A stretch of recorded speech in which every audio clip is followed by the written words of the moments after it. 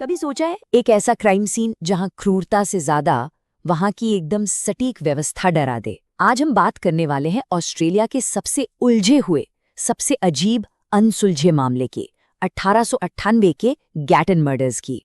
देखिए, अफरा तफरी में एक तरह का पैटर्न होता है, एक लॉजिक होता है, पर जब कोई कातिल अपने गुनाह को किसी कला की तरह पेश करे तो वो हमारी समझ को हिलाकर रख देता है। और यही एक सवाल गैटन मर्डर्स को इतना ज्यादा खौफनाक बनाता है। ये कोई मामूली क्राइम सीन नहीं था, बिल्कुल नहीं। इसे मौत का एक त्रिकोणीय मंजर समझिए। एक कोने में घोड़ा और गाड़ी, दूसरे कोने पर माइकल मर्फी और तीसरे कोने पर उसकी बहनें नोरा और एलन। हर चीज एक भयानक सटीकता के साथ अपनी जगह पर रखी हुई थी।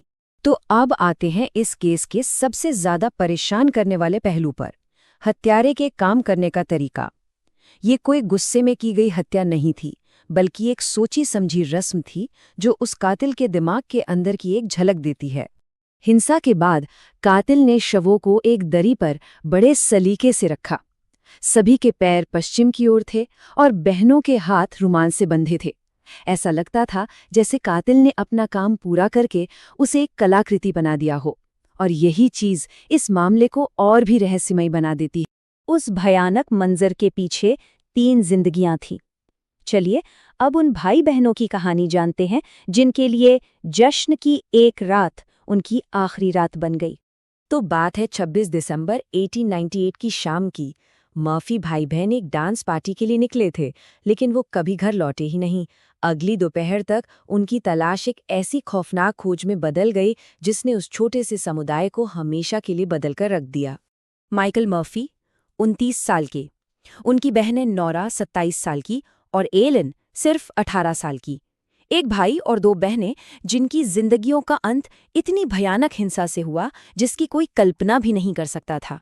सच तो ये है कि ये मामला सुलझ सकता था, लेकिन जांच में इतनी गलतियां हुई कि ये हमेशा के लिए एक रहस्य बनकर रह गया। मतलब कातिल की प्लानिंग के आगे पुलिस की लापरवाही हार गई।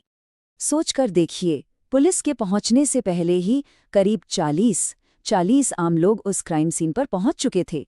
उन्होंने अनजाने में हर सुराग, हर सबूत को अपने पैरों तले रौंद दिया। कातिल को पकड़ने की जो भी उम्मीद थी वो लगभग वहीं खत्म हो गई।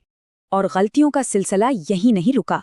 गाड़ी के निशान मिटा दिए गए, जान से पहले ही शवों को धो दिया गया और माइकल के सिर में लगी वो गोली जिससे उसकी मौत हुई थी वो कभी मिली ही नहीं। ये एक के बाद एक विफलताओं की दुखद कहानी थी। तो इतनी खराब जांच का नतीजा क्या हुआ? यही कि कोई भी ठोस संदिग्ध कभी सामने आ ही नहीं सका। वो बस जांच के भूतों की तरह हैं जिनके बारे में आज भी सिर्फ अटकलें ही लगाई जाती हैं। तो 2 मुख्य थ्योरी सामने आईं। एक थी एक घुमंतू मजदूर थॉमस डे जिसने बाद में आत्महत्या कर ली, और दूसरी तरफ शक की सुई परिवार के ही एक सदस्य जीजा विलियम एम नील पर थी। लेकिन सच ये है कि किसी के भी खिलाफ कोई पुख्ता सबूत नहीं था। आज के क्रिमिनल एक्सपर्ट्स इसे एक संगठित अजनबी का काम मानते हैं। इसका मतलब है एक ऐसा सीरियल किलर जो यात्रा करता रहता है, जिसका पीड़ितों से कोई निजी संबंध नहीं होता, लेकिन जो अपने अपराध में एक डरावना पैटर्न और रस्में छोड़ जाता है। और ये पैटर्न हमें इतिहास के कुछ और कुख्यात हत्यारों की याद दिलाता है।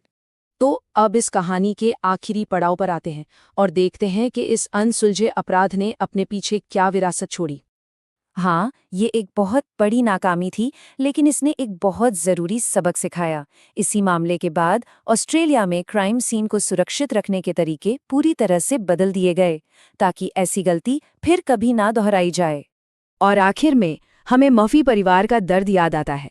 वो तीनों भाई बहन आज भी एक ही कब्र में हैं, जो उस रात की एक खामोश याद दिलाते हैं जब दुनिया का सारा तर्क कहीं गायब हो गया था। तो हम इसी आखिरी सवाल के साथ रह जाते हैं।